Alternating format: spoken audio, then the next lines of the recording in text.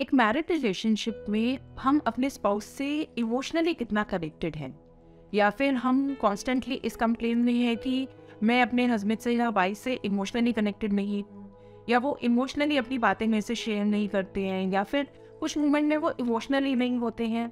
Are there these complain you are facing in your married relationship? Hello everyone, I am doctor Bano Singh, your coach for life. And आज जो हम discuss करने जा रहे हैं वो है how important is it to give that emotional space to your spouse.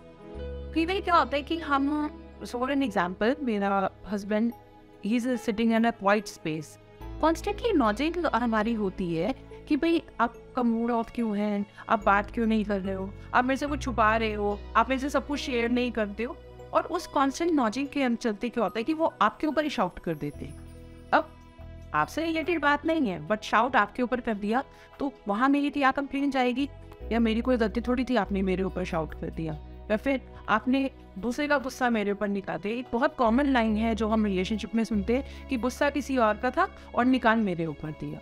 तो guys, support each other emotionally का कंसेप्ट ये है कि when you are one of the partner is not in a space कि उसे कुछ शेयर करना है, या फिर that person is not in a space कि वो उस मोमेंट में आपसे कुछ शेयर करना चाहते हो, तो give your partner that space, give your partner that time कि वो अपने आप आके आपको बताए. क्योंकि ये ज़रूरी नहीं है कि आपको उसी मोमेंट में सब कुछ जानना है.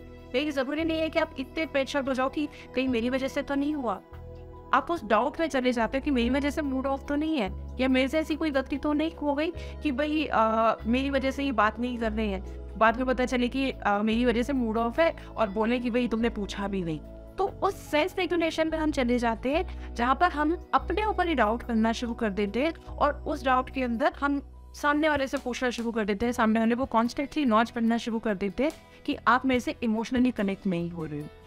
और उसी कंप्लेंट के अंदर चलते हम उनकी अननोइंगली इमोशनल वॉमिट अपने ऊपर ले लेते हैं, क्योंकि आपसे कंसर्न होता नहीं है. They were into their other difference. और अब क्योंकि बार बार आप नॉच कर रहे हो, बार बार आप पूछ रहे हो, तो वो गुस्सा आपके ऊपर निकल जाता है, और उस गुस्से के निकलने के अंदर आप उसको अपने ऊपर ले लेते हो. So guys, the suggestion over here is give that emotional space to your spouse. आप उनके लिए इमोशनली अवेलेबल रहो, बी टू दैट स्पेस. लेकिन उसका मतलब ये नहीं है कि be into their personal space. Give them the time to relate with their own problems, to solve with their own problems. अगर आपके पास सॉल्यूशन पूछने आते हैं, give them the solution, but without the expectations कि वो आपके सॉल्यूशन को माने. तो यहाँ एक थिन लाइन डिफरेंस है इमोशनली अवेलेबल होने में और सेल्फ रेगुलेशन करने. क्योंकि वहाँ आपको ये सीखना है कि आपको ये रेगुलेट करना है कि अगर ये मेरे से कंसर्न है भी, तो भी आपको उस पर्टिकुलर मोमेंट में उन्हें नॉच नहीं करना है. आपको उनके लिए इमोशनली अवेलेबल रहना है, but you don't have to constantly pinpoint those things कि अच्छा तब ये हुआ था इसलिए तो आप नाराज नहीं हो, अच्छा तब ये हुआ था आप इसलिए तो नाराज नहीं हो. क्योंकि वहाँ क्या होगा कि क्योंकि आप उन्हें इंसिडेंट्स याद दिला रहे हो, तो उनका ब्रेन क्या देगा, आप वो अपनी स्टोरी को आपकी स्टोरी के साथ अटैच करेंगे, और unknowingly again the blame will come on you. Why do you want to take the blame on you? To correct or to make the relationship cut, or just to be the sense that बाद में ये blame करने के लिए कि मेरी क्या गलती थी. So guys, if you don't want to with the monkey into the circus of emotional thing, be emotionally available for each other.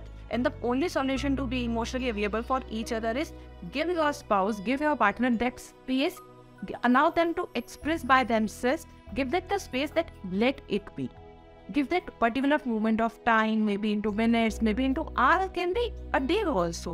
There's no particular timeline कि भाई इतने मिनट बाद बात करते हैं. No, give that the time that let them come, they come to you and express themselves. So in a marriage relationship, being emotionally available is one of the important aspect for you. So if you are facing any of the marital relationship problems, or you are somewhere concerned that my marriage is not going into the right direction, you can connect me to the phone number given on the screen, and you can also subscribe my YouTube channel for further video updates. Thank you.